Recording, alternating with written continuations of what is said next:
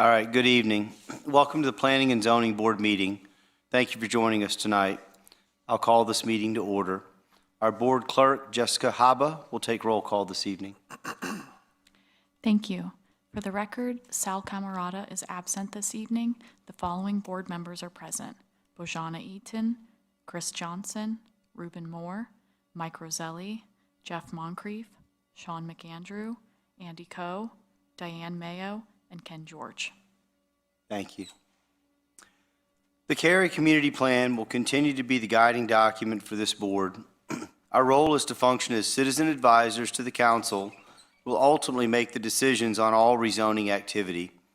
We recognize that not all rezonings requests are supported unanimously by our members of our community, but we strive to balance the impact of increased building density required to support Cary's growth while maintaining the historic charm and character of Cary. The Cary Community Plan was initially adopted in 2017 following a collaborative effort between Cary's citizens and our town government. That collaboration has continued and resulted in a recently updated version of the plan adopted by Council in January of 2025. The chapters of the plan include live, work, shop, engage, shape, move, enrich, serve, and act. The community plan can be found on Cary's website. Citizen opinions based on the Cary Community Plan document play a very important part in advising our feedback.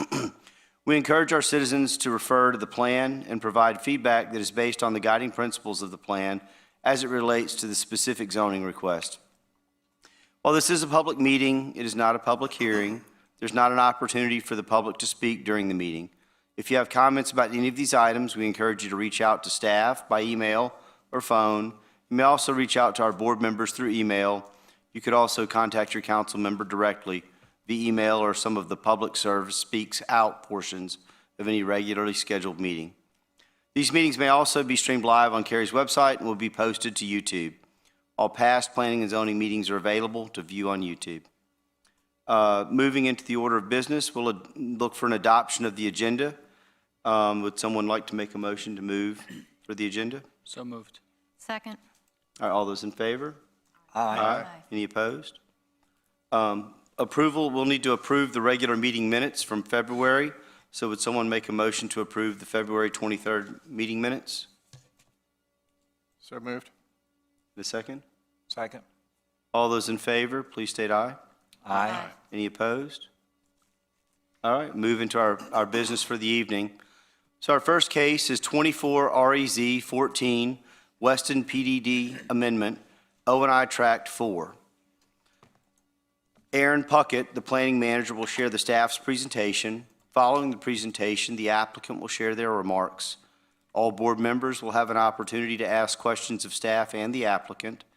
Ms. Puckett, please proceed. Thank you, and good evening, Board. This is a request to rezone approximately 8.7 acres at 7001 Weston Parkway. The site is located at the intersection of Weston Parkway and Norwell Boulevard. There are existing offices to the north, east, and west of the site, and detached dwellings to the south, including the Bexley subdivision, which abuts the site. There is an existing office building and associated surface parking on the site, which was originally constructed in the late 90s. Cary's GIS indicates a possible stream buffer impacting the northwestern corner of the site and a very small area along the southern boundary. Field determination of such features is required at time of development plan review. There is an existing greenway to the west of the site within Weston Property Owners Association common area. The Parks, Recreation, and Cultural Resources System Plan, pending adoption by a future amendment to the Cary Community Plan, indicates a street-side trail along the Weston Parkway frontage. Weston Parkway and Norwell Boulevard are both 4-lane thoroughfares.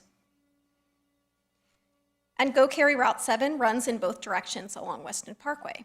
There are bus stops in close proximity to the site, but not directly along the site frontage. The site is currently zoned PDD Major, or Planned Development District Major, and it has an existing office entitlement along with other office and institutional uses as part of Tract O&I 4 in the Weston PDD, originally approved by council in the 1980s. The southern portion of this sub-district was rezoned for detached dwellings via a 2003 rezoning case. The applicant now proposes an amendment to allow for multifamily units and commercial uses on the northern portion of O&I 4, so the base zoning would remain PDD Major. The proposed development of the site includes up to 275 multifamily dwelling units and a minimum of 1,500 and maximum of 5,000 square feet of non-residential area vertically integrated into the buildings. The non-residential square footage could consist of retail, personal service establishment, or restaurant uses. Buildings within this principal use building envelope, shown in the hashing here, will be a maximum of 75 feet and 5 stories, and accessory buildings may be located elsewhere on site and be up to 1 story and 20 feet in height. The proposal also includes 50-foot type A streetscapes along both site frontages, and this is consistent with the LDO requirement for a residential project. A 15-foot type C buffer is proposed along the west, where adjacent to Weston Common area, as well as for a short portion of the southern boundary adjacent to the widest portion of the adjoining neighborhood's open space parcel. The remainder of this southern buffer will be 30 to 45 feet in width and planted to a type A standard. An additional evergreen screen is proposed outside of this buffer in the area overlaid with green hashing on the plan, which will consist of shade-tolerant evergreen plantings achieving at least 10 feet in height and maturity and spaced closely together. At this time, the specific location of the screen is not identified, but it must be located between the southern buffer and the principal building. And a 75-foot building setback is also proposed in the southeastern portion of the site. The proposed development also includes 12-foot wide side paths along both site frontages. This is more than was required under the original Weston PDD, but is consistent with recently updated national guidance and the Parks, Recreation, and Cultural Resources System Plan, which proposes street-side trail along Weston Parkway. The applicant has written an option to narrow the facility to 8 feet if needed to meet other LDO or PDD requirements that would create conflicts with locating that trail within the streetscape. And a private greenway connection will be built internal to the site to connect to the western property line and allow for a potential future connection into the larger greenway network nearby. Additional development standards include a minimum of 5% of the units offered at a rent affordable at 80% of the area median income, or AMI, for a period of 30 years. A minimum of 3,000 square feet of community gathering space is offered, which is more than double the LDO requirement. Gathering area will be amenitized, and a pick list of options is proposed. A minimum of 5% of the parking spaces will include EV charging, with an additional 5% of spaces constructed with conduit for possible future EV charging. And architectural commitments include increased masonry on multifamily building facades facing streets, a prohibition on vinyl siding, and variation in the building roof lines. An analysis against the Imagine Cary Community Plan finds that policies in the Live, Work, Move, Shape, and Enrich chapters apply. The proposal would provide multifamily units in an employment mixed-use campus. Residential units within this mixed-use area are predominantly multifamily today, but multifamily units are supported in these areas. A commitment to townhouses as part of a mixed residential project could more directly address this policy. The provision of residential uses on a redevelopment site can support infill and redevelopment policies of both the Live and Shape chapters. And the proposal at least modestly addresses the Live policy regarding the provision of affordable dwellings, as the applicant commits to a minimum of 5% of the units, that could be approximately 14 units at full site yield, being rented at 80% AMI for a period of 30 years. Multifamily housing can also support the associated work policy regarding the diverse housing needs of Cary's workforce. And regarding the applicable move policies, the provision of a 12-foot wide side path helps meet several multimodal policies, but a clear commitment to a consistent 12-foot wide facility would more fully meet these policies. The shape policy regarding mixing uses may be somewhat met by the overall campus, but could be better met by commitment to a mix of uses and housing types on this site. The proposal does offer a small 1,500 square foot minimum of commercial uses. The site offers vegetated buffers, which can help with transitions to detached dwellings to the south, paired with a 75-foot building setback. A commitment to townhouses as a transition use could even better meet the transitions policy. The vegetated buffers and streetscapes, along with amenitized gathering space and an evergreen screen, can speak to the aesthetics of the site. And commitments to some EV charging and meeting or exceeding LDO buffer and streetscape requirements helps address Enrich chapter policies. An employment mixed-use campus recommends a mix of commercial, office, and residential uses in a walkable pattern with buildings fronting streets. Building heights of 3 to 7 stories are supported. The proposed rezoning would be primarily residential in nature, and while multifamily dwellings are a supported use in these areas, stronger commitments to commercial uses or a mix of residential uses could more clearly meet this guidance, as could a more definitive commitment to the 12-foot wide trail. I want to also acknowledge the Weston study, a transportation and land use study for this area, which builds upon the existing employment mixed-use campus guidance. As directed by Council in December of 2021, staff worked with a consultant to prepare a multimodal study for Weston, and that is available online. That study expanded to also begin exploring potential land use considerations. Staff presented a high-level overview of that study at the council retreat last year, and the preliminary results of that study suggest that a special planning area for Weston could be beneficial. Staff is anticipating beginning work on the special planning area later this year. This site represents one of the first redevelopment opportunities in Weston, and while we anticipate that more specific guidance could be provided by a forthcoming special planning area, the existing direction from the employment mixed-use campus designation does still provide valuable guidance for this site.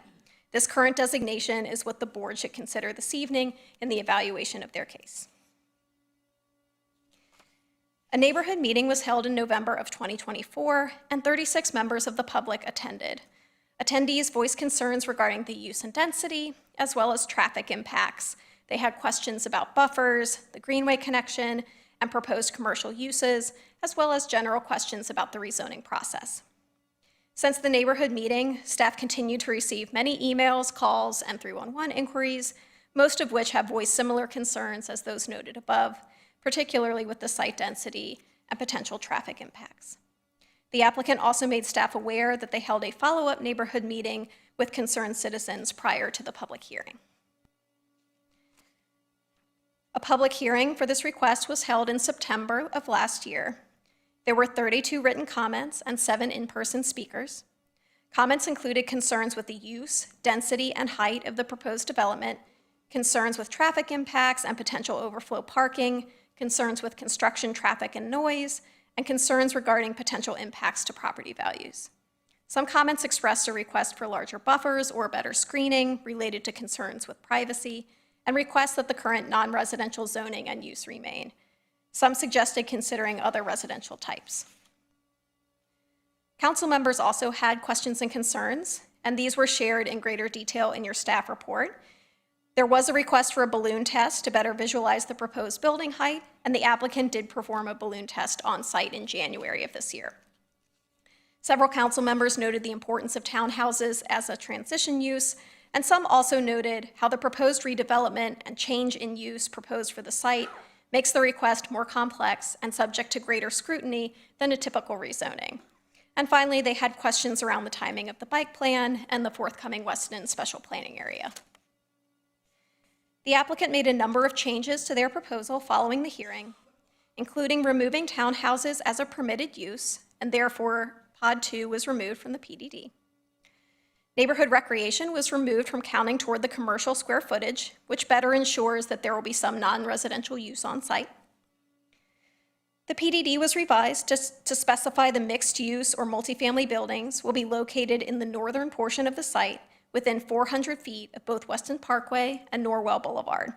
Accessory buildings up to 1 story in height are allowed elsewhere on the site. The 6-foot fence within the southern perimeter buffer was removed, and in lieu of the fence, an evergreen screen is proposed consisting of shade-tolerant plantings. The location will be determined at development plan, but will be between the southern buffer and the principal building and extend for at least 450 feet from Norwell Boulevard. The width of the multi-use side path along the site frontages was increased from 8 feet to 12 feet, with a caveat that it may be reduced to 8 feet if there are conflicts within the streetscape. And the workforce housing condition was updated to a time frame of 30 years.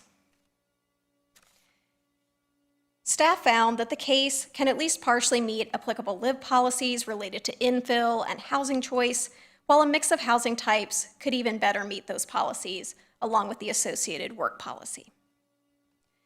Shape policies are also at least partially met, given the proposal would redevelop a vacant office building, although only a modest mix of uses is proposed given the small minimum commercial square footage.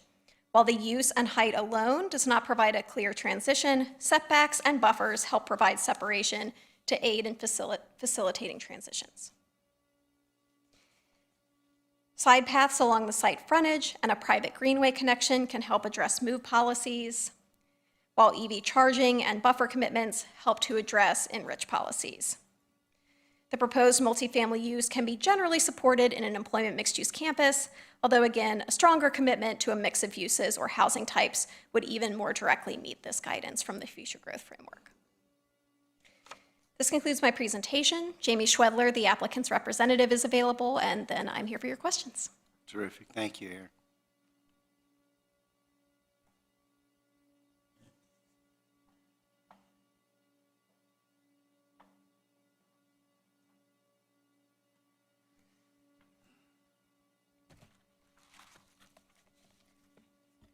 Good evening, Chair and members of the board. I'm Jamie Schwadler with Parker Poe at 301 Fayetteville Street. I'm here on behalf of the applicants and property owner Highwoods. I'm joined tonight by Skip Hill with Highwoods, as well as Travis Flewitt with Kimley Horn, Tucker McKenzie with Withers Ravenel, and my own colleague Walker Abbott, and we're all here to answer any questions. We appreciate the input by the staff, the council, and the neighbors over the past several years that this case has been pending. They've helped us to create a new PDD amendment that better addresses all of the Cary Community Plan policies that were cited by Erin tonight, and I'm going to address those in a slightly different order. But what that allows us to do is to replace a 28-year-old vacant office building with the new residential and mix of uses that Cary's population and growth needs now demand. The Weston PDD was approved as a key office corridor back in 1984, and portions have developed since then from that original office intent into residential uses.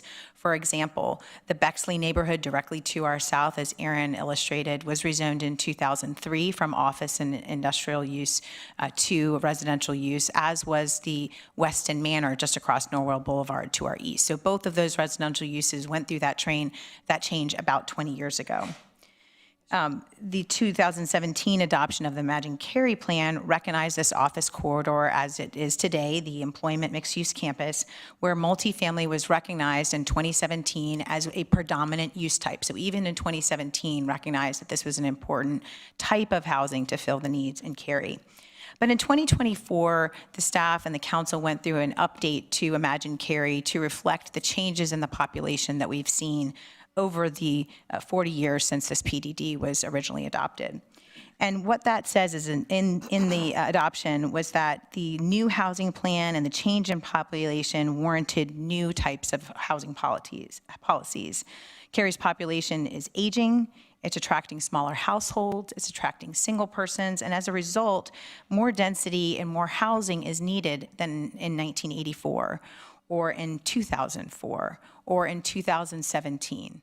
At the same time, we're recognizing that these greenfill sites are disappearing and that this infill and redevelopment is going to become part of Cary's pattern of growth, and the mayor did a great job of addressing that in his State of Cary speech.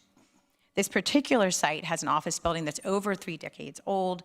It can't compete with the MetLifes across the street, and so it has to evolve. It can't bring in the type of rents that the other Class A offices can, and so we should leave those high-performing offices as they are and adopt these new transitions of use with the predominant use type that was recognized with this PDD and in the Cary Community Plan back in 2017.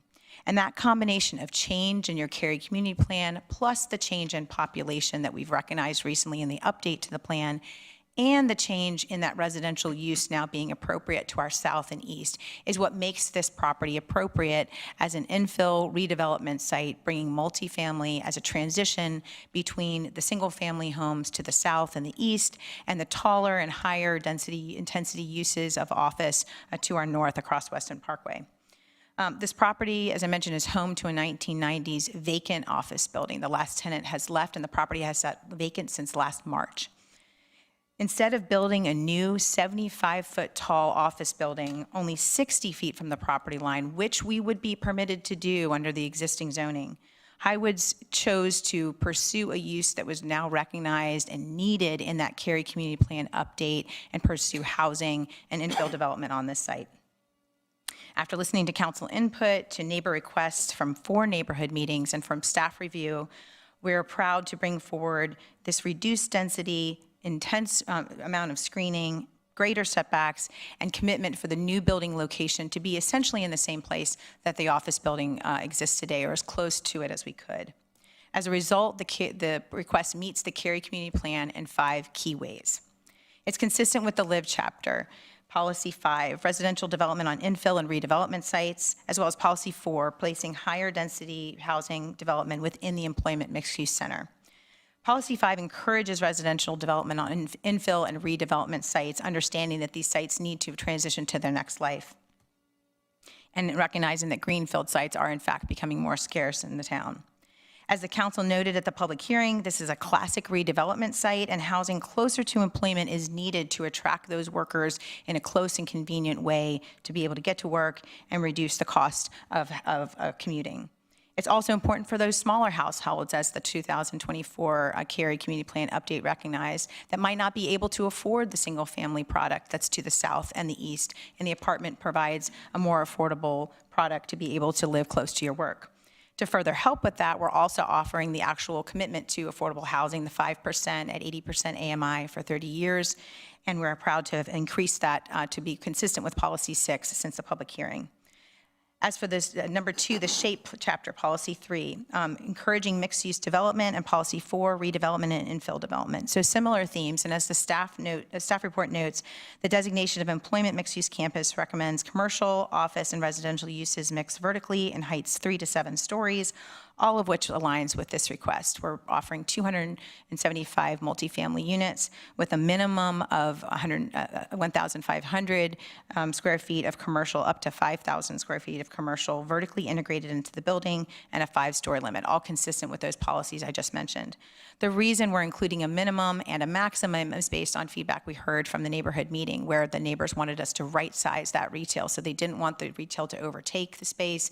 They were concerned about traffic, and so we did that limitation to honor both the future growth framework map designation, but respect the neighbors' wishes. Number 3, it's consistent with Work Policy 2 to support the locational needs of new and expanding firms by providing a mixed-use employment center. So here we're focusing not just on traditional business parks, but the changing nature of the workplace to attract millennials to the area, to be able to work in a place where they can live, work, and enjoy the Greenway.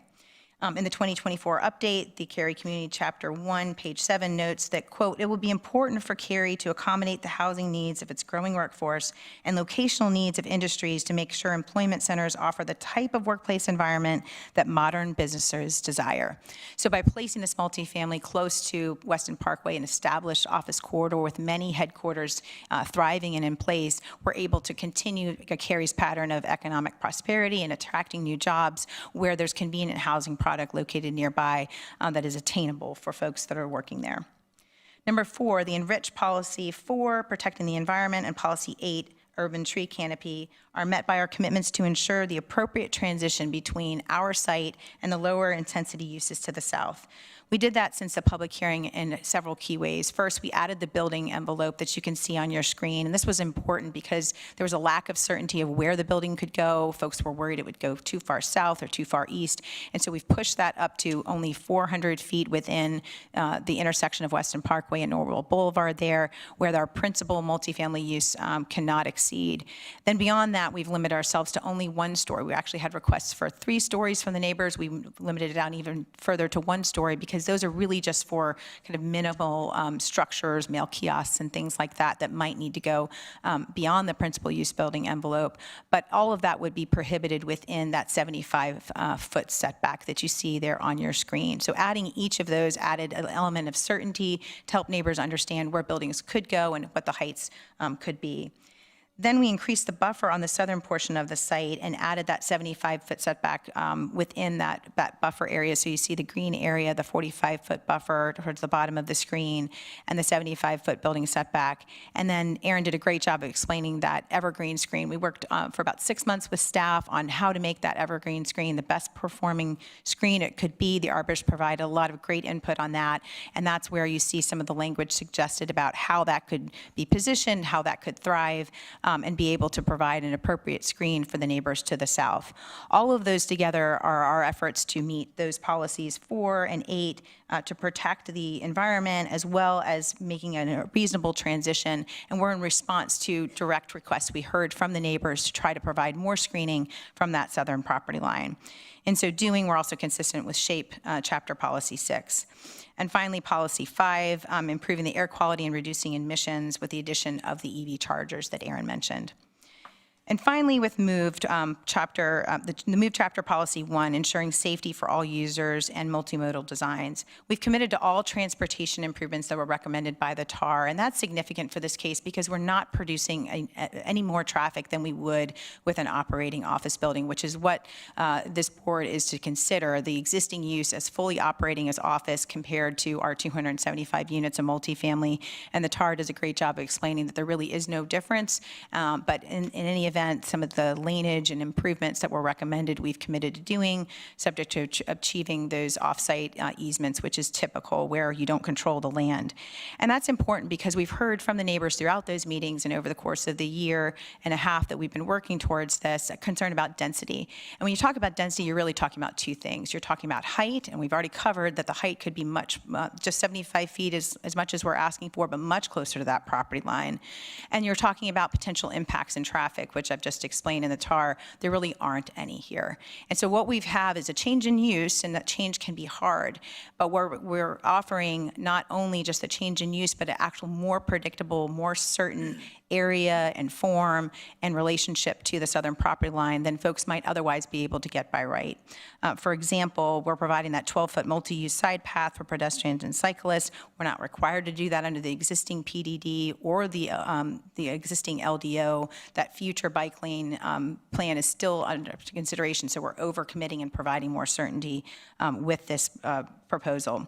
We're also limiting surface parking between the building and Weston Parkway and building that on-site greenway connection. Again, providing more connectivity and better transition than the surrounding neighbors would otherwise get with an office building that was closer to the property line.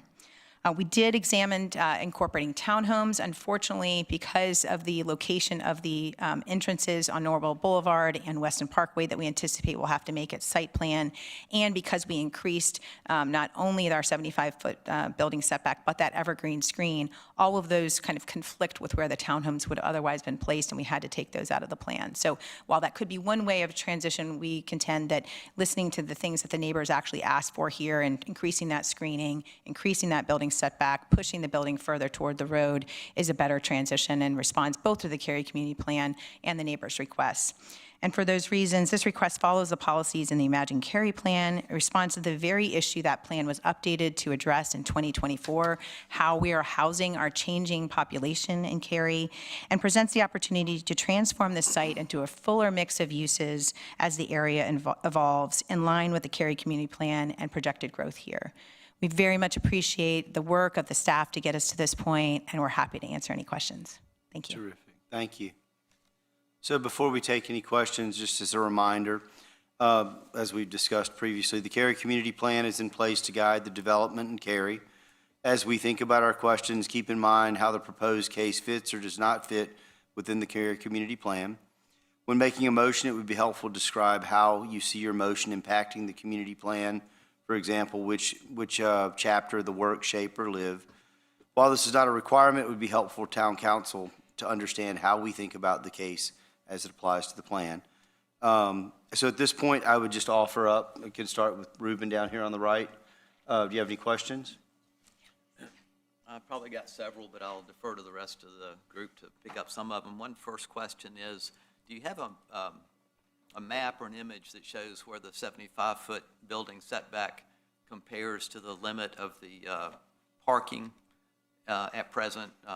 I was perusing the street view of Juliet, looking through the woods, and one place I can see it. So like to know if it's within that 75 setback or is it outside of that 75-foot setback, which would give us an indication of the woods separating the neighborhood from the new development. Yes, so you're asking essentially where like the existing vegetation and the parking relate to that setback? Yes. So it's not an exact one-to-one, but if you see where their southern buffer is, it's kind of a variable width from 45 feet and then narrows down to 30 feet. Yes. That approximately follows the curb line of the parking lot currently. Is that Okay. fair to say? That's very helpful. Yeah. Thank you. Bashana? I had one question. For the one-story accessory structures, was there a thought on what that might be? So typically for multifamily, and Jamie mentioned like mail kiosks can be a separate accessory structure. We've seen more of a trend recently with multifamily providing like separate standalone parking garages for individual units. So things like that could be accessory structures. Okay, Even the communal clubhouse, something like that could potentially be, or it could be inside the main building. thank you. Chris? What was the existing building height and number of floors? So it's approximately 40 feet in height with that sort of central higher feature, maybe closer to 50. It's 3 stories. 3 stories, okay. And I heard that they did a balloon test, but I did not see the results. Was that available? And I'll let the applicant speak to that further. I will say staff did go out during the balloon test. It was difficult to get a good picture of the balloon from the adjoining neighborhood. So that's the only comment I can offer there, but the applicant may have more to share. Yeah, thanks, Aaron. And we did check the height of the building before the hearing. It's actually closer to 55 feet, and there are some kind of stepping areas, but the bulk of it would be about 55. We did do 2 balloon tests. We did one day and had the balloon kind of positioned in the highest point of the site, really just where that, I don't know if you can see, is that going to show up? Yeah, right about here. Kind of in the high point of the site. And then a neighbor asked us to move it closer to this position so that he could get a better view from his backyard. And so we actually ran it in 2 different locations.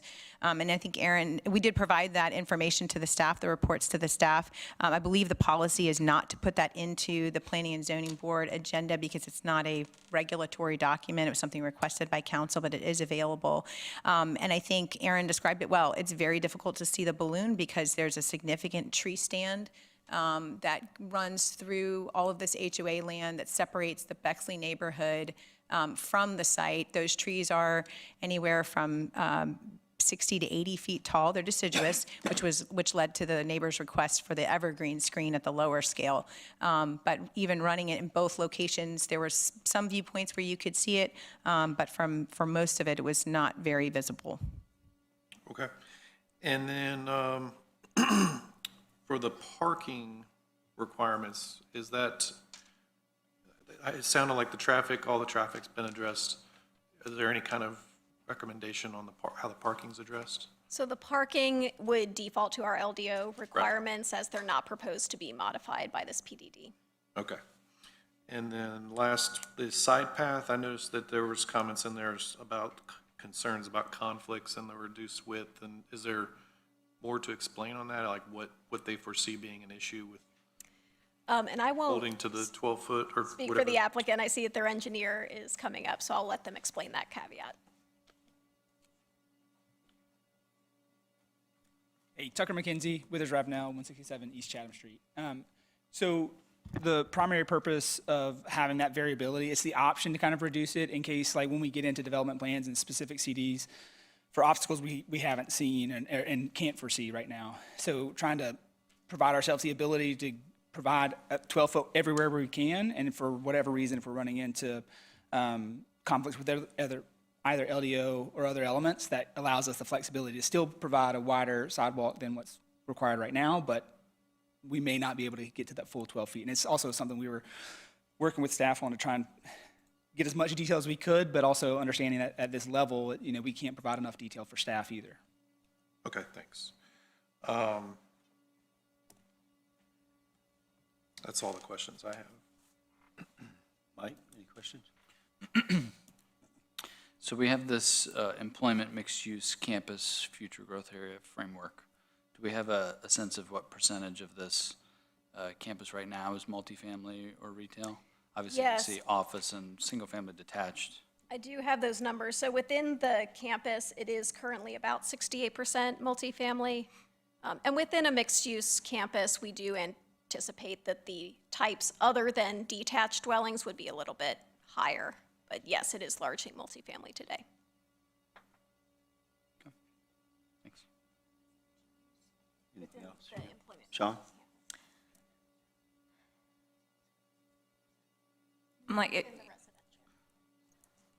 Looking at the principal use building envelope, is that itself a condition so that we can't get, that building location can't get moved or pushed around in the footprint as we have it now? Correct. So even though a concept plan like this is conceptual, they do have a paired written condition that 400-foot dimension from both of the thoroughfares, it would have to be within that envelope. Okay, thank you. Andy? No questions. Diane? Yeah, it looked like it came up in the neighborhood discussions a couple of times about pedestrian and bicycle safety, and that was something that's still being discussed. It just seems like in this location, that will be very important if you're adding this many units and a greenway, and, that just seems like something to call out as being important in this case. Yes, that's fair. And this is an area of Cary where it was built to specific standards that were designed for Weston. It was a lot of internal greenways rather than those frontage improvements. So this would at least be providing the multi-use path along their frontages. And I believe there was also sidewalk recently constructed on the opposite side of Norwell Boulevard. So we are getting some improvements in that area. Anything else, Ken? Yeah, I'm pretty familiar with this because every Friday morning we ruck and walk through the greenway and up to the parking lot there. We use those steps. You get a lot of exercise up on those steps. And I was asking the question earlier, this means that by the principal building use being up there, that means you don't have to tear up parking that's at the bottom and all the trees that are in that parking area, that if we started from scratch, we'd have to do. Is that correct? We can reuse that parking at the bottom? So depending ultimately on the layout of the site, and the applicant has shared with staff that they may look to preserve some of the existing parking areas. That's not a zoning Condition. commitment, and that's because the site has not been fully engineered yet. But to your point, that building envelope, knowing the size of the building that would probably need to go there, yes, at least some of the existing parking lot will likely come out. Okay. And then I really, been very sensitive in listening to the feedback. Obviously, there's no public hearing, but we certainly hear from the public. And hearing from the public, I noticed several people talked about harmonious transitions and brought that up, that it wasn't a harmonious transition. And I'm trying to understand what overall, how you would be more or less harmonious going from business, an office building, to single family versus multifamily to single family. So how is in the town's view, how does the community plan, it would seem to me that, from my memory, that when you transition from a not similar use like office, that you need more transition than you do from residential multifamily to single family. Is that making a fair statement, or am I off? Sure, yeah, that could certainly be a way to look at it. So we're evaluating what's proposed today, and that policy does also note there's a variety of ways in which one can make transitions. So use is just one of the ways. The additional buffer, the setback, are also ways to speak to transitions. Yeah, so I would think that, paying attention to that, if a building under the current standards could be 75 feet tall, and it could be an office building, and it could be torn down if we needed office, and there could be a beautiful new building put up there, could be closer to the neighborhood without even having to go through zoning. Is that correct? It could potentially be closer, yes. There's an existing office and institutional entitlement on that site. So, and the fact that it's just 3 stories, and that you compare 3 to 5, aren't 3-story office buildings, aren't the floors further apart normally, unless they're going to have a really high ceilings in the apartment buildings? The floors, if it fits 55 at the top and there's 3 stories, and we're talking 5 stories, and Right, so a 75. commercial, I think what you're getting at, a commercial building tends to have taller stories than a residential use. Okay. And I think maybe some of the discrepancies in the building height, there's sort of that central feature that goes to a higher height. So I'm just going off of our very old development plan where I got that height from. And my question was answered with the TAR, because if the trip, that's negligible on the trip, then obviously that's not a traffic issue, and I don't know that that was people's issue. But and then I also noted that some people mentioned that townhomes would be a great transition, but then that puts more buildings on the site and puts more buildings closer to the neighborhood, even though there only would be 3 stories or 2, whatever you do townhomes. But if I understand, they were withdrawn to give the wider buffer. Is that what I understood from? That is what the I applicant see has some shared head with us, nods. yes. Okay, well, I just wanted to make sure I understood they were removed to provide more buffers rather than change and put the apartment building closer. And just to add, townhomes do tend to require more land per unit to meet all of the requirements inherent in that, so. They'd have to have lots, Right. front and back. Okay. Public street, additional parking, all of that, yeah. Okay, all right. And that may take down more trees. Right. Okay, all right. Thank you, that's all I've got. I guess, sometimes I wonder if questions are inbounds or out of bounds, but my question is just, if all things equal, we would probably prefer this to remain office. It would be easier for this particular I mean, this is a question for the, for the developer, for the applicant, but all things equal, would we just move forward with office if the whole world hadn't changed versus where we are today? I guess is a question I'm asking, if that's fair. I mean, I think what we're seeing, not only in Cary, but in the office market, is definitely a result of COVID and some of the hybrid work models, but it's also just the natural age of these particular buildings. If these buildings were, built in the 2010 era and could be upfit with the price of those upfits being made up for in rent and to be able to compete with the MetLifes and attracting some of these, global companies that are choosing MetLife over other older products, there could be a path forward. But when you have a building that's, over 30 years old, all of the, not just the attractiveness to attract an employee, but all of the internal upfits that would be necessary is cost prohibitive. It's like, having a home and then doing an addition that's twice the value of the home, but you can only sell the home for the same price. You're just not going to be able to do that. And so I do think there's several PDDs throughout the town where the original intent was that office would be king and that would remain that way forever. And now, because of COVID, because of hybrid work, but because of the age of when those PDDs were developed, we're seeing these new mixed-use centers really take that Class A office and run with it. And some of these older centers not being able to compete just because of, just functional obsolescence or economic obsolescence, that they won't be able to make the improvements to compete in the future. And that's, I know that change is difficult. It's difficult for residents. It's difficult for the council to make those decisions and for this board perhaps. But what it presents is an opportunity to meet all of those goals in the Cary Community Plan that recognize that there's people moving here that need a place to live and they want to be located here where they can get out to 40, not live out in Johnston County or Chatham County and have to commute 30 minutes in. So we can think of it as a rebirth in a way that is necessitated by the age of the structures themselves.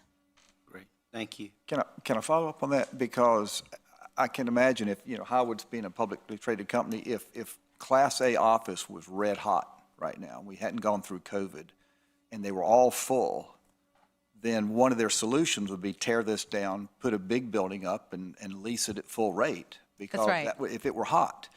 And then it would be a taller building, closer to the neighbors, and the market did that, not the zoning. But the market correct. seems to be where we're at, not because if it were red hot, you'd tear it down, because people tear down stuff all the time because of the need. Yeah. And there's a new building across Norwell, a new office park across Norwell with tabletop parking already that's being developed new, not high, not tall, because they didn't need it. But they're developing new office, but I think there may be just 3 stories across. I remember we walked past that, so it's going in and being constructed now. So there was a need for that. It just evidently didn't fit this site. Right. Yeah. And that's a great point, because I think it's easy for us to compare what it is today versus the new proposal, but that's not really the question. The question is what could be done on the site today, given all of the zoning parameters. And Ken's right, it could be a taller building closer to the property line from that 1-for-1 rate that Cary approved so long ago. And so we could have a more intense building by right, but because the market is trending in a way that the Cary Community Plan reflects, that we need more housing for folks in a different way than we have just a lot of single-family suburban housing. We need that kind of denser product closer to where people work. That's where the market is headed for these types of sites that are the kind of perfect transition between that Class A office is successful and the single family that's been approved. Well, it's like looking at the Fenton and knowing that Pulte Homes wanted to put single-family homes where the Fenton is, 20 years ago, whenever it was, and we'd have just had a big neighborhood there. So it's just a change. It's just a change. Okay, thank you. Jeff, can I ask one more Certainly, question? I yes. just thought about through that discussion. Yep. It might be both of you again. But just curious, with regard to parking, is it envisioned to be continued surface lot parking, or is there going to be any kind of deck? And if so, is that deck going to be hidden or wrap around? I didn't know how that was going to be done with the mixed use. Yeah, great questions. As Aaron pointed out, there aren't zoning conditions for this, but the intent, as Ken mentioned, is to, by pushing that building up to the edge, to use the rest of the existing surface parking as is to the extent that we can and still meet the LDO. The reason we don't have a zoning condition is that there are certain regulations with parking islands and things that might need to be updated from when this was originally built. We're going to try to work as hard as we can with staff to save as many of those trees that are already in those islands and do restriping instead of moving the, things that would impact the trees root zones. But we can't guarantee what that will be because staff can't do that site plan review until we're through the zoning. And so the intent is to try to push that everything within that building, the principal use building envelope has to be, all of the multifamily has to be there, and we aren't intending to do a structured deck of just surface parking. There's a great deal of grade along that site, and so it does a lot of things by saving the trees, saving the parking, saving the grading, and in essence, trying to get to what the neighbors asked us to do is to leave it as much as it is today. That enables us to accomplish that. Okay, thank you. Go ahead, Ruben, if you have another question.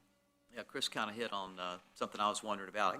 When I first read this, I assumed that the parking would go away just because of all the asphalt area and the distance of the parking from the building. So I'm wondering, does the impervious area go down, or is it going to stay the same, or is it going to increase?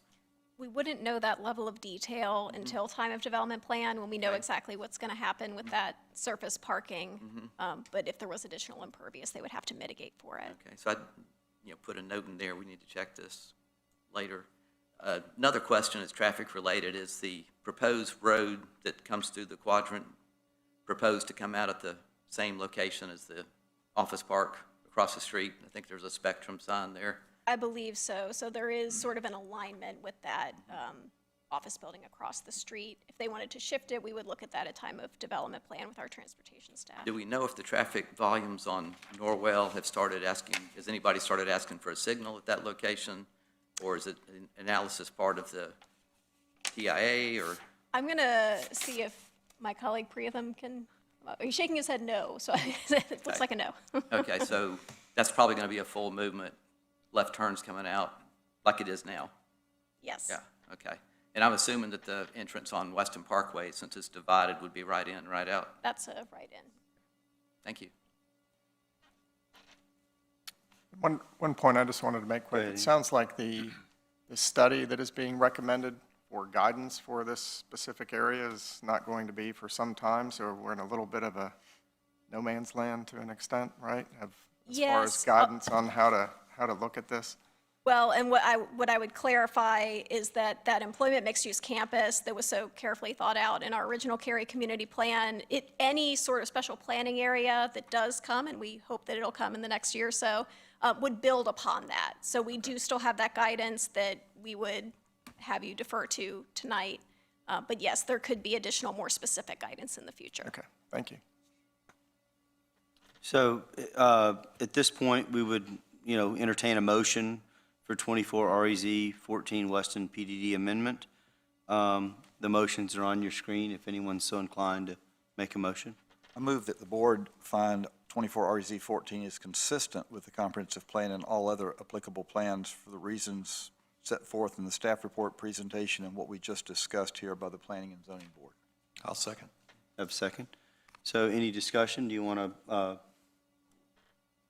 Looking at what it could be if Class A was red hot, would certainly be it'd be more units, more traffic, and closer to the neighbors and taller. So I think at this point, this is just the best use for this property. And with no traffic increase, I think it's a winner. And I would add that it's kind of mixed use is kind of like the live, work, play model. I mean, that's kind of what we're looking for, not just Cary, but everywhere. So I think it meets, and they've done a lot to help address some of the concerns with the balloon test and the screening and everything. So, yeah, compared to what could be out there without a rezoning, I think it's a win. Yep. Ruben? Yeah, just another thing about the parking and the traffic, existing use or replacing the same use, you're going to have the 8 to 5, 9 to 5, super busy peak hour, and then not have the distribution that you would have from a neighborhood over the day. So shouldn't have the peak hour congestion. It would be more balanced. I mean, of course, these people go into work, but otherwise it'd be more like a neighborhood rather than a office park, which is the whole point. Yeah. I would just add, I mean, it seems that the project fits a lot of the live policies in the Cary plan. I would just, I guess, bring up that one of them is maintaining neighborhood character, and that seems like more of a design issue further down the line, but that would be something to be considered. I think it seems like there could be a lot of benefits to the area to have this project there if they're taking into consideration pedestrian safety and neighborhood character and, a lot of these factors. So I just want to point that out. Yeah, no, I think Diane makes a good point. These are 2 four-ways. We decided, they're large roads with significant traffic. So the pedestrian concerns with this many households, 275, I think are warranted concerns. But I also think that, it's important to note that, this applicant has spent over a year and a half time really trying to make certain that they are compliant with the plan. That's my perception of this. At the end of the day, no scenario is going to appease all of the people, but there's been a real concerted effort in this case, I feel, to try to address both the changing demands and what we set out to do, 40 years ago versus what the market claims today. So I guess we'll take then a vote. All those in favor of the motion, please state aye. Aye. Any opposed? All right, motion carries. Thank you. All right, moving on to our second order of business. We have 25 REZ03, Calyx Senior Living of Cary rezoning. Again, Ms. Erin Puckett will be the presenter for this case. We'll all have an opportunity to ask questions, and the staff and the applicant. Ms. Puckett, please proceed. Thank you, Chair. This next request is to rezone approximately 7.4 acres located at 1005 and 1017 Reedy Creek Road. The site is located south of the intersection of North Harrison Avenue and Reedy Creek Road with frontage on both streets. It is largely surrounded by detached residential development, and Reedy Creek Middle School and Elementary School are located southeast of the site. The Parks, Recreation, and Cultural Resources System Plan was approved in December of 2024, and a future amendment to the Engaged chapter will occur through a comprehensive plan amendment pending adoption by council. That updated system plan indicates a greenway corridor along the southern edge of the property. Both North Harrison Avenue and Reedy Creek Road are thoroughfares, and there is existing sidewalk along both site frontages. Go Cary Route 3 has service on North Harrison Avenue adjacent to the property. And the current zoning of the site is Residential 40, or R40. The applicant proposes to rezone the site to Office and Institutional Conditional Use, or ONI-CU. And the applicant has offered several zoning conditions. Those conditions limit the uses to life care community and nursing home, and for context, these uses could include facilities similar to Searstone or Glen Eyre. Additional conditions limit the density to 75 units, which would be just over 10 units per acre. Commit to construction of the greenway on site, as shown on the PRCR system plan, and to construct it at least 30 feet from the southern property line, such that an average 30-foot wide area will remain undisturbed. Limit buildings on the site to 1 story and 35 feet in height. Provide a 75-foot building setback from the southern property line. Provide a 75-foot setback for parking spaces from the southern property line, although drive aisles may be closer. Provide a bus stop pad along the North Harrison Avenue frontage, and provide a 6-foot wide sidewalk along the North Harrison Avenue frontage.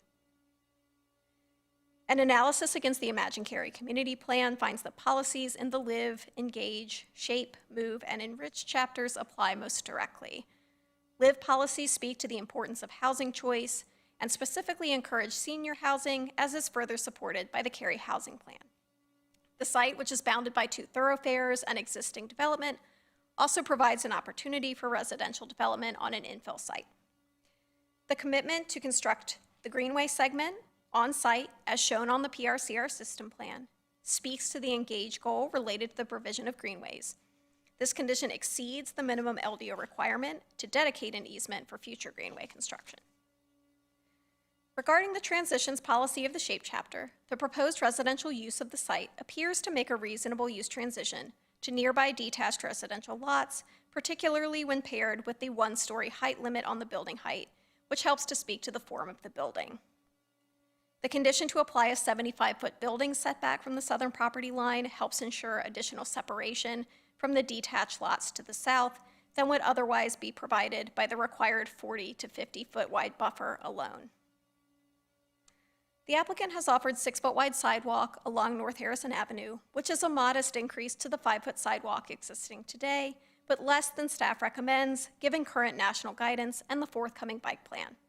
It is possible at time of development plan, if the bike plan and associated move chapter update has been approved by council, a wider facility will be required.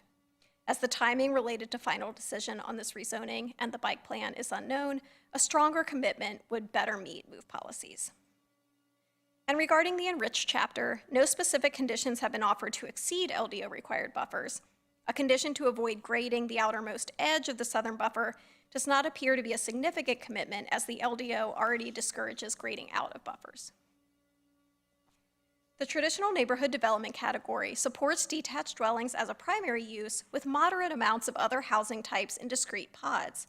This site, which is bounded by the existing road network and residential neighborhoods, could be an appropriate location for a discrete pod of age-restricted housing. There are currently no nursing homes or life care facilities within a mile of the site.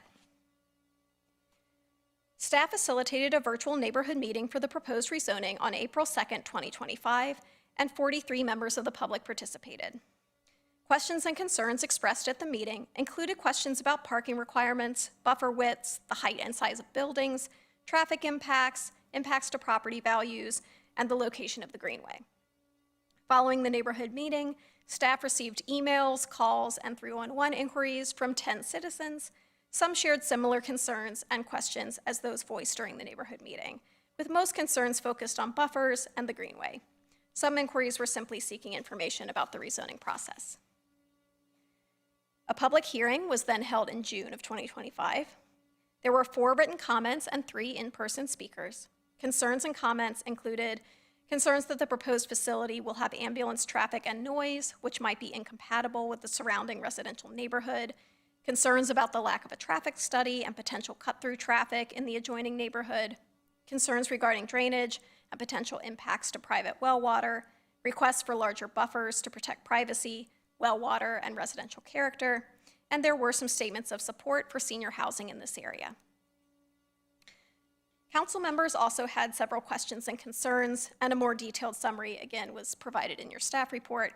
Generally, they expressed a desire to ensure buffers are preserved, including a suggestion to locate the greenway outside of the southern buffer, and comments to consider potential impacts on nearby wells. The applicant made the following changes to conditions following that public hearing. A commitment to a 1-story and 35-foot height limit for the building. This zoning condition is more restrictive than the LDO because while buildings within 100 feet of a residential district would be limited to 35 feet, the maximum height may be increased by 1 foot for every additional foot of setbacks. This condition then caps the maximum height at 35 feet. A 75-foot setback for parking spaces and 50-foot setback for associated drive aisles from the southern property line was added. I do want to note that the southern buffer will be 40 to 50 feet in width, depending on the ultimate use of the site, with 50 feet required for assisted living, so the setback for drive aisles does not appear to exceed the LDO requirement. A commitment to constructing a bus stop pad within a transit easement deeded to Cary along the North Harrison Avenue frontage. A commitment to providing a minimum 6-foot wide sidewalk along North Harrison. As mentioned earlier, this is smaller than staff recommended based on the forthcoming bike plan, and smaller than may be required should that plan be approved, and thus this condition does not appear to make a substantive commitment. And a commitment to locate the greenway no closer than 30 feet from the southern property line and leave a minimum 15-foot wide and average 30-foot wide area of the buffer undisturbed. As Cary's LDO typically limits substantial grading out of buffers where existing mature vegetation exists, it is not clear that this commitment exceeds the LDO requirement. Further, it is unlikely the greenway will be able to be within 30 feet of the southern property line, as the southern buffer would need to retain approximately 30 feet of planting width at a minimum outside of the greenway easement to support that dense type A planting rate. Staff found that the proposed use is consistent with LIV policies based on the use and the context of the site. Commitment to constructing the site's greenway segment meets engage policies, and the use, one-story building form, and additional setback helps to facilitate transitions and meet traditional neighborhood guidance.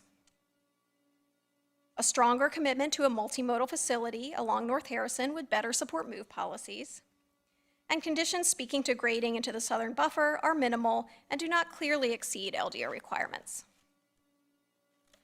This concludes my presentation. Aaron Catlett, the applicant's representative, is here to speak, and then I'm available for questions. Terrific, thank you.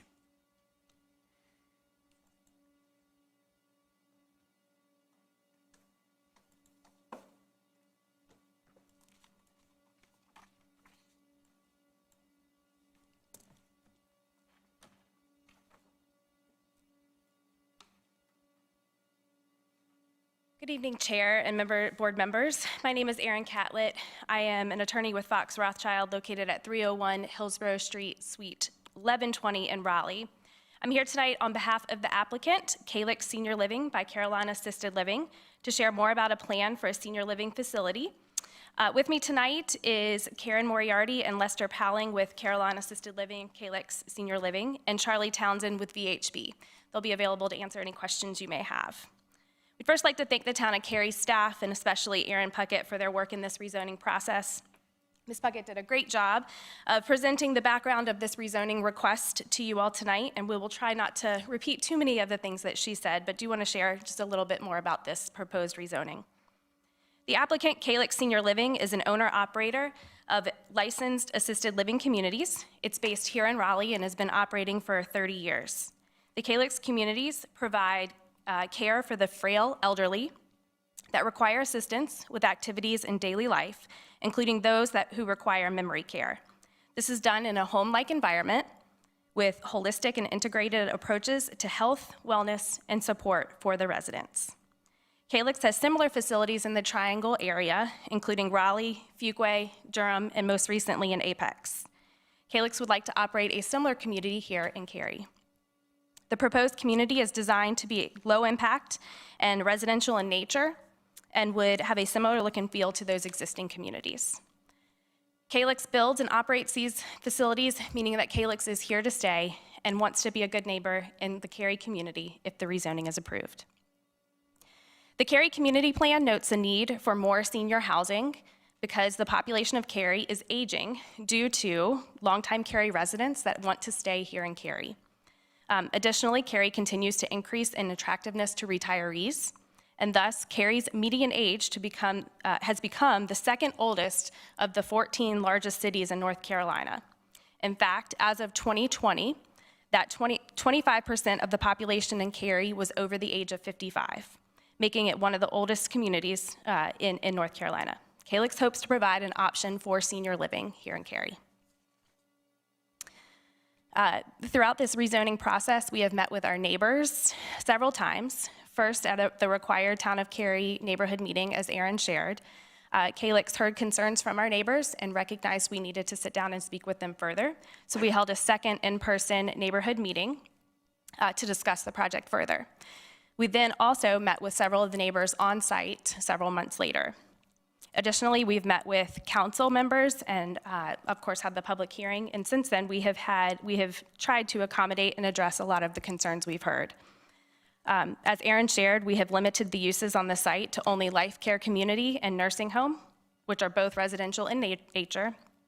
We've limited it to 75 dwelling units, the building height to 1 story and 35 feet. And we've committed to setbacks of 75 feet from the southern property line for both the building and parking lot. Additionally, we've committed to the greenway construction, not just an easement, but actually constructing the greenway, a bus stop and transit easement along North Harrison, and the side path along Harrison as well. Ms. Puckett walked through several of the ways this proposed rezoning is consistent with the Cary Community Plan. I won't rehash all of them, but just a couple of highlights. Again, the need for a variety of housing choices, specifically for seniors. We note that the aging population and the need is certainly significant. The LIVE Chapter Policy 5 encourages residential and infill development and redevelopment sites, and here's an opportunity for that. Calyx is committed to conditions to facilitate the transition between those land uses, including the buffer, setback, and height limitations. The Engage Chapter Goal 2 is to provide Cary citizens with a greenway network connection. Again, we've committed to constructing that greenway. The SHAPE Chapter Policy 6 is to provide multiple transition strategies between the existing residential and our use. And again, as we've noted several times, we've committed to those transition strategies of buffer, setback, height limitations, and greenway. The proposed senior living facility is residential in nature and complements the area while providing appropriate transitions between the proposed project and the homes that abut the property. Calyx wants to be part of the town of Cary and provide a much-needed senior living option. Thank you to you all, the board, for your time and consideration of this senior living facility and how this proposed rezoning fits within the Cary community plan. We thank you for your support. Thank you, Aaron. I guess I can, in the spirit of consistency, start on the other end. Down here, do you have any questions, Ken? Well, just a couple. I guess this, if I understand the sidewalk thing, is that, so if before this, if it were to be approved by the council, if they've adopted a bike path there, then they would just be required to do that at the time. Is that right? It depends. It's a little more complicated. It depends on the timing of all of these things that are currently going on. So if this zoning were to be approved prior to that adoption, Sure. Then, and if it were to come in for a development plan, it would potentially only have to do the 6-foot wide sidewalk. Whereas if the bike plan is adopted, then it would have to do that larger bike ped facility. Okay. And I saw a note and received some confirmation, some email, I guess. I know that people worried about ambulance and buffer noise. So I thought I remember something in the news, but it absolutely, by March, which is now, that Wake County EMS only does sirens if it's a critical emergency. So they used to run sirens all the time. And the reason was that is fewer accidents. So I think people were looking at the quality of life and what's going to happen in the neighborhood. I think there's something to be said that if there's just a routine, somebody has to be picked up and carried for something that's not life-threatening, but this needs to have transport to the doctor or the hospital, then if it's not critical or life-threatening, they won't run sirens. So this won't be as disturbing. And I think that's probably a lot of the bother is that, if you live across the road from somewhere that they always ran the siren, it makes a difference. So I think it fits well. I think it's what we need, we don't have, and I think other places that are maybe in other communities that are not as populated as Cary, they have more beds for this type than Cary does, and I think it's needed, well Right. needed. Diane, any questions, comments? I have a question and a comment. Is zoning for a nursing home and assisted living the same? So they are different uses defined in our ordinance, with the caveat that a nursing home can be part of an assisted living facility. And the only real difference there is that it changes the width of those buffers to the adjacent detached residential. So it's a 40-foot type A if it's solely a nursing home. If it's assisted living or a combination assisted living nursing home, it would be a 50-foot type A buffer. And this is assisted living? Well, so the conditions would allow it to be either. We do understand that Calyx is most likely to develop an assisted living facility as defined by our ordinance, but as zoning runs with the land, they've built in that additional flexibility. There could potentially be a scenario in the future where just a nursing home was developed. Okay. It kind of ties in, I'm thinking a lot tonight about pedestrian safety, I guess, but you're talking about adding a bus stop, and Harrison is people drive very fast on that road. And so I'm wondering if it would also include a bus stop on the opposite side and a cross light and walk there? Or, if you have, I don't know if you're intending the bus stop for mostly staff coming and going, or if there are any residents who would actually use that, but that safety would be important, I would think, to have the crosswalk and the bus stop on both sides. And so just wanted to bring that up Yes, and I know that our transit staff did look at this, and I believe actually specifically requested the bus stop pad here. We have some bus stops in the area that recently were relocated, so knowing now that there's the potential to develop this site, there was the feeling that there could be a need for a bus stop, and by having them at least put in the pad and the easement, then our transit staff could determine whether, when, if, how far down the line that stop specifically is needed. But it gives us flexibility, and there is a route that runs through there now. Right, I know. I guess there was one other question. There was mention of an entrance off of Harrison itself. Is that in the plan? It's not specifically a zoning condition, so that's something that we would evaluate at time of development plan. Typically, since this does have frontage on 2 thoroughfares, they would need an access from both. We understand from what the applicants have shared with us, there could be some concerns about topography, so whether they can make both of those connections at time of development plan, our staff would have to review once we have fully engineered plans. I'm going to look to our transportation staff to make sure I didn't misstate anything. Does that cover it? Yeah. Okay, and I want to agree that I think this type of housing is very important for our community, and I'm glad that that's being considered. Andy, any comments, questions? Yeah, to have maybe a question for the applicant. I mean, I don't think anyone would argue that we need this type of housing, especially for aging population. I have both my mom and mother-in-law nearby that could use housing sooner than later, probably. But I think considering the location and considering the neighborhood nearby, that the transition is going to be really critical. And it seems, really kind of reading through the report here, and to an extent, there's some areas that I think could improve the application by offering additional commitments, but there aren't really any additional commitments or conditions offered to exceed LDO required buffers, streetscapes, open space. Can you just maybe provide some background about the rationale of maybe not doing a little bit more to address the conditions? Invite Charlie down to speak with VHB. He's our engineer. He can speak to some of the topography challenges and the thought process. Great. Good evening, Charlie Townsend. I'm with VHB, 940 Main Campus Drive in Raleigh. So this site, while it does look like a pretty picture, it is severely steep topography, especially along the front edge of Harrison. You have about, from the back of curb to the guardrail, 12 feet, then it drops off 20 feet. There's also a stormwater easement that the town of Cary has that would prevent widening, for that wider edge. And so in meeting with staff, as we're trying to resolve the comments that we've been getting, we wanted to put at least some sort of commitment. We know that along Harrison, when it comes along the multimodal facility, there's always the potential for something more, but at a minimum 6 feet. And as it relates along the buffer to the south, when we first had our pre-application meeting, I think it was back in 2024, town staff made us aware of the intent of having the greenway there. Also knowing our potential end use, we know that we're gonna have to have a substantial type A buffer there. The commitments that we're proposing, we're guaranteeing that within that first 30 feet, that's where we're gonna have the densest plantings. We're trying to give us a little bit of leeway, depending on the site's condition, to potentially route just the edge of that greenway within that type A buffer.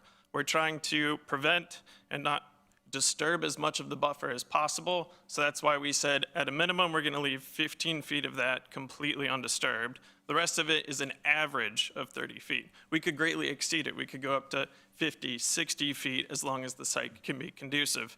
The other thing with the potential bus stop, if you look at the intersection where the 2 brown parcels are, there's kind of a little circle, there's a turnaround there.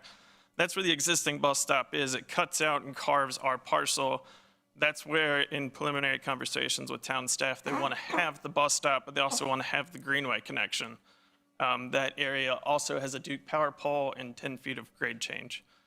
So a lot of the conditions we propose, typically when we come in front of you, we want to exceed as much as we can. I think it's the unique nature of this site. It's been undeveloped for so long for a reason.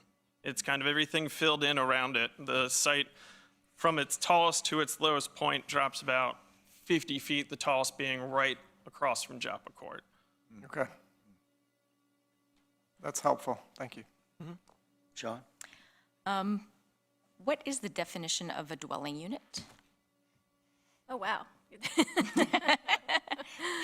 I would have to pull that and get back to you. Was there a specific? There's follow-on. R12, what is the density requirement there, or maximum? That's just to the south. Well, so it's 12,000 square foot lots, and I don't have that right off the top of my head.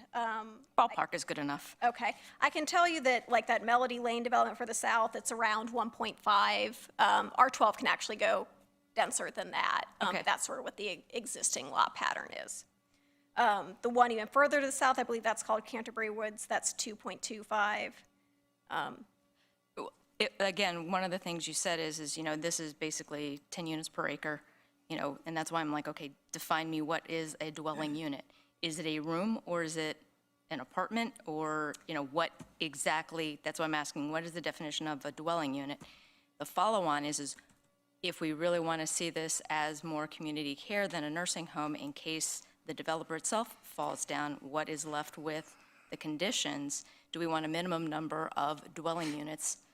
Because that makes sense to align with the structure of the surrounding area to keep it that residential look and feel.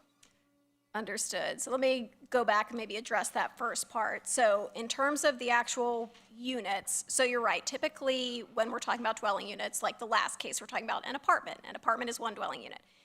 Nursing home and assisted living get a little bit different because a lot of these types of facilities have those smaller units with like shared communal facilities. So this is 75 units. Some of those could have one bed, some could have two beds, probably smaller than a typical, non-assisted apartment. Does that help with the residential unit piece? I'll say it does, but again, when we're left with it, is there a reason that would make sense that we would actually have a minimum number of dwelling units, not just a maximum, to ensure that is what we actually get regardless of developer? I think I'm tracking, and so just to clarify, so life care community and nursing home are the only allowed units under the proposed rezoning. So if they were to develop anything, it would have to have residential units. Okay. So you're correct, it doesn't have a minimum. That's something we could work with the applicant to consider if it's important. But yes, those uses would have, the residential is the main component. They might have shared facilities, but they will have units, bedrooms. Yeah, no, and it's one of those, like, it said residential in nature, and the in nature is the concern. Gotcha. To make sure that it stays more residential than in nature. Right. So are you trying to ensure that like the residential units are more of the building than like the communal facilities? Is that? I'm trying to make sure that it doesn't morph into more of an office or medical complex. Gotcha. Versus a true assisted living community, which we desperately need. Yes, and so. And that's what I'm trying to make sure the conditions are set so that we actually have the land use for what we're all intending. Understood. That we see. And so that's why I'm honing in on this dwelling units and a minimum number to ensure the residential quality really stays the focus. And that's something we could definitely work through with the applicant. I will say, right now, with the way the conditions are written for life care and nursing home, those are the only permitted uses. They couldn't do, for example, like a standalone medical office. They couldn't do a hospital. It would have to have some residential component. That's why I'm asking for a minimum. Gotcha. So it has to have some yes. residential component. More than that is a key element. Understood. Thank you. Thank you. Can I tag on that? Well, because it was very, so when we do apartments and we do parking for apartments, we count bedrooms, don't we? Yes, so it is based on the bedrooms. For multifamily, it is. So yes. then when we get to this, and you think assisted living, nursing home, there may be 2 beds in the room, but we really are thinking beds, Yes. right? Bedrooms is really kind of what we're thinking. If I've been up and down the halls of assisted living, I think you're looking really at bedrooms. Is the unit is what I would think. They've got a little accessory in there, but it's basically a bedroom. Is that? And so for parking, it actually is different for life care, community, or nursing home than it is for a standard apartment. So it is based on the number of beds and the number of staff, Okay. not on the number of apartment units. Okay, so so then units, Well, it's units, less like a I'm- full apartment with like kitchen and kitchenette, everything. It's like it's different, right?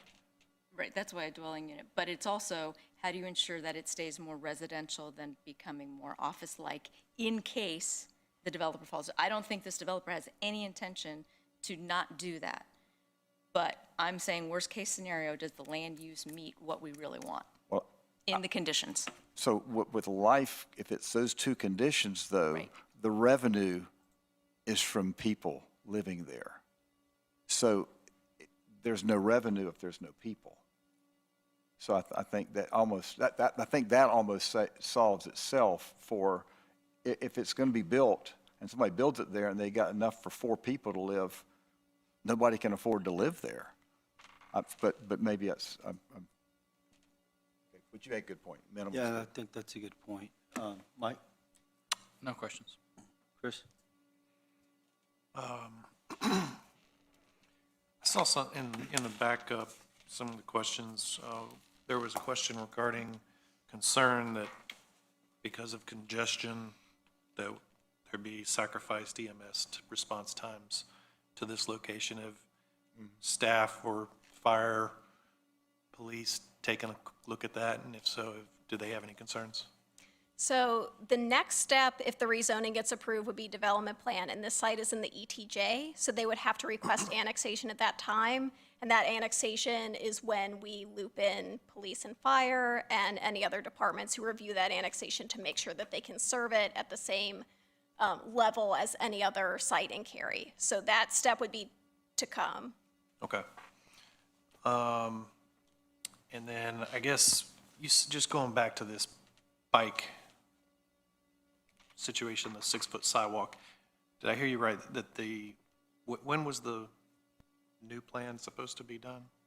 So we have several moving pieces and parts. I The understand. PRCR system plan, which sort of shows 10-foot wide street side trail through this area, has been approved, but it's forthcoming in Engage, that always throws me the two chapters now. The Engage chapter update, and then the bike plan, which is forthcoming, is going to be paired with an associated move chapter update.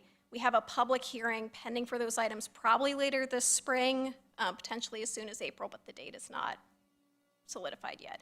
And as with any comp plan amendment, you all would see that at some point as well. Right. I guess I'm just curious how, I understand when I heard you just mention about the topography. It doesn't appear that it's a blue line stream or anything. Is there any kind of major environmental impacts by filling in that ditch? Not enough to fit a larger path?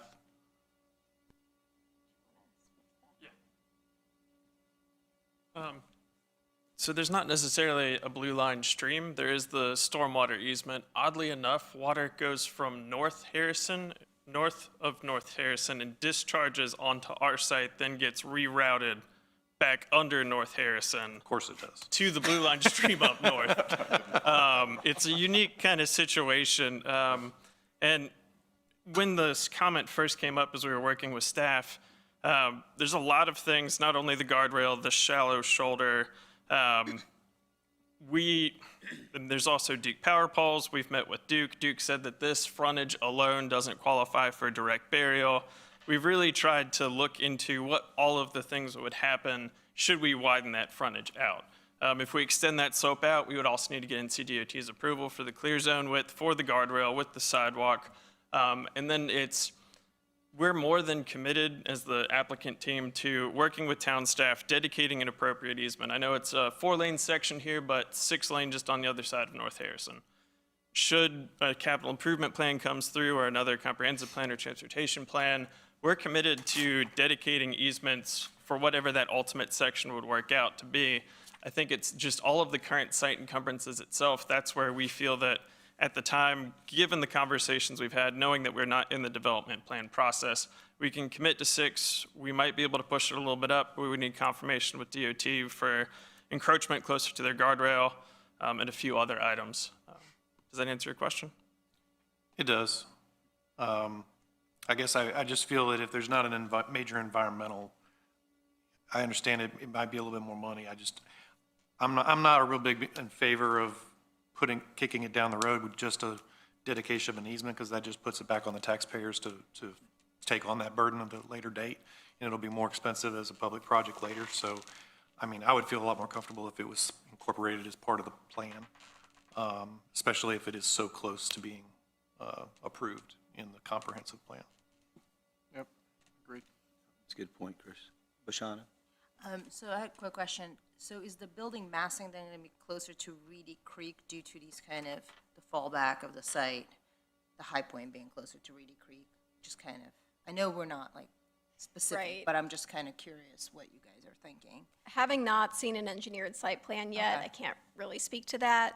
I know the applicant clearly has done a lot of work with the topo of this site, but our development review committee has not reviewed a layout yet. All right, that was my only. Ruben, any questions? Point of clarification with the engineer, are you thinking that would mean, because the water comes on from the north and discharges, are you talking about like piping that ditch, the expense of that, to transfer the water?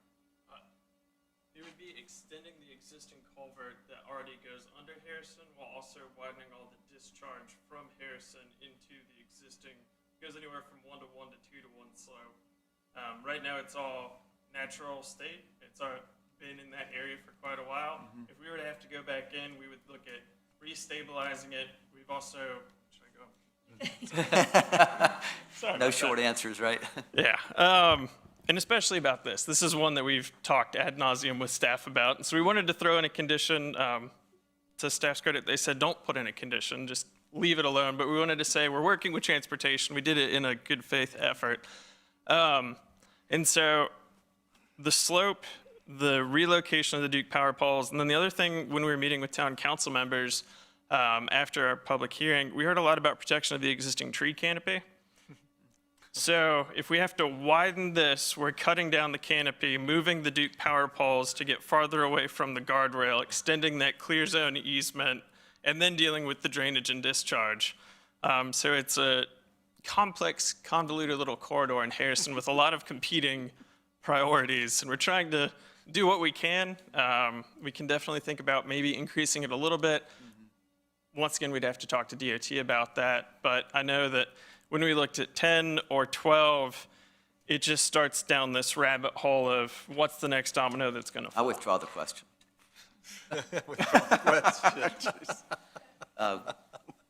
Let's see. Something Sean said made me think of assumption. I'm making too many assumptions tonight, but I guess when I heard nursing home, I'm thinking like one larger structure with hallways and units or rooms off the hallway. But could this take the form of detached apartments, like a bunch of little buildings that? It wouldn't be detached units, but whether or not it would be more than one building. Okay. That could potentially. Okay. And last question I have is, do we have a town definition of what infill development is? Because I don't know if it's related to like greenfield versus brownfield. No, it's more, and there isn't a specific definition. It is a little bit subjective. Typically, when we're looking at that, we're asking, is there sort of already existing development around it? We're kind of infilling that piece. We do feel that this does sort of meet that implied definition. We're surrounded on multiple sides by thoroughfares, and then we have existing residential development. So we do think it could pass the straight face test as a. I just wonder, how big would it have to be considered the woods? Great question. No answer. I don't have a good answer. All right. And I did just want to, several people have mentioned questions about the transportation improvements, which are, for all the reasons you have heard, incredibly complicated for this case. If it's helpful, Priyatham Kanda can certainly speak more to what would actually be required along that frontage, because I do think we got a little bit in the weeds with what's modifications versus what's required today. Would that be helpful to have him speak to briefly? Sure, go ahead. Thank you. Just want to clarify, Harrison Avenue is a 4-lane median divided roadway. So when it comes to development plan, I don't think we're expecting any road widening. The lanes are already there. If anything, the outside lanes are 14 feet wide, which we do not recommend these days. There's also a street side trail shown on the PRCR master plan, which means it is going to be a requirement to build a street side trail when it comes to development plan. To the engineer's point, yes, would work with their team to understand how much of the 10 feet could be built. The minimum a national standard will allow for both bikes and peds to coexist is 8 feet. So we would not be going less than 8 feet. And we are actually discussing a recommendation to remove the zoning condition of 6 feet, because 6 feet would be just 1 foot wider than what is there today, and we don't see any value in that. So I just want to clarify that. And I know some other things need to happen between now and the final council hearing, as well as the development plan, but the requirement is going to be 10 feet. Thank you. Thank you. So, I don't know if it's a question or a comment, but of the concerns from the neighborhood, the one that I've seen as I've been involved here as a volunteer is issues with water and runoff. We've seen neighborhoods who are having to dredge their ponds and whatnot as development happens around. This being annexed and not being sewer service there now, and the concerns that the people from Melody Drive in particular have raised about impacts to their septic. So I guess my question's kind of twofold. One is, what's the process to allow them? That's what I heard from the neighborhood was, if we're going to have an impact with your changes in the way that, water kind of seeps through the land here, can we get access to sewer? Just, I don't know if I'm asking the question the right way, but I want to be sensitive to the impact of other people. I want these guys to develop their land productively in a way that works for the community, but I don't want to have a negative impact on the neighbors. So can we speak a little bit to potential impacts to their septic tanks and ways that we could mitigate that going forward? Yes, and maybe I can speak to the first part of that, which was the public water and sewer access, and then if the applicant's team would like to speak a little more to information they've found about potential well impacts. So this site, as well as the Melody Lane neighborhood to the south, are both in the ETJ currently, and that's why the Melody Lane lots are on well and septic. This site, if it is successfully rezoned and moves forward to development plan, would have to annex. They'd have to bring that sewer service, to their site. So it will bring things closer, unless they were to commit to it as a zoning condition or a time of development plan. It wouldn't specifically pull the sewer and the water along Melody Lane. What it does do is it opens up that opportunity for individual lots on Melody Lane to annex as they so choose. But of course, then there would be an expense associated with extending the water or sewer line. And I don't know if you'd like the applicant to speak further about Do you have any idea of, is that a valid concern, I guess is my question? And I would say it is a valid concern. Anytime you're developing right next to well and septic. That being said, subject matter experts from VHB and site investigation and remediation who do with groundwater sampling, contaminants, as well as our geotechnical engineer with geotechnologies, they both reviewed the geotechnical report and information of the underlying surface and substrate. Both of them have said that there's going to be no adverse impact to wells from this proposed development. As it relates to surface runoff and septic, with the site draining from that high point just kind of around Joppa, the entire site, for the vast majority of it, goes from the Joppa point on the high end towards North Harrison Avenue. Talked about the challenging topography on site. It's really hard to get a greenway connection and a buffer and meet everything else. And so when we look at how the site's going to be designed, Town of Cary also has some of the most stringent stormwater requirements. And so one of the things that we would be looking at specifically is we don't want to send any excess runoff onto any of the septic tank leach fields. That's something, I live in a well and septic community. I would want someone to look at that. And so we believe that through good engineering practices, as well as confirmation from those experts, VHB and geotechnologies, that we don't anticipate any adverse impacts from our proposed development. And I believe both of those letters were included in the staff report. Okay, thank you. No, I appreciate that. Any additional questions or comments? I do on this bike path, because from riding around there, we have elevated bike paths on bridges. We have lots of places that you don't impact the ground, and if it's a fall off, it's elevated, and then you're not covering up ground. I mean, so is it an option when somebody commits to a path or a greenway? Is it an option to have it a bridge or something that's running over a grade with railing like we do on, heading to the American Tobacco Trail, all these greenways that we have bridges on. Is that a valid for pedestrian and for bike? And I can let Preetham speak to that further. I will say a time and development plan, and again, not having reviewed an engineered site plan yet, but I'm sure our transportation engineers are going to look at any sort of creative approach that we can take to make sure we get as much of that facility width as we can. But I can let Preetham speak to this further. As the applicant said, it's a little difficult to determine the alignment of the site path at this point. But once you start to take the site path away from the right-of-way, you have a little bit more flexibility to put that in an easement, and that can be, elevated, like you're saying. We've seen some locations along 55 that exist in that fashion, and kind of meander it back to the right-of-way where the grades are working. So maybe a way to do it without just having to move the Duke power poles. You could go around them if you were Yes. allowed to meander into the site to Yes. make it work, and it may even be less expensive. Okay, just asking. 'Cause it's, Sure. Well, absent any additional questions or comments, we'd be willing to entertain a motion, which is in your packet. So if anyone would like to make a motion, please do so.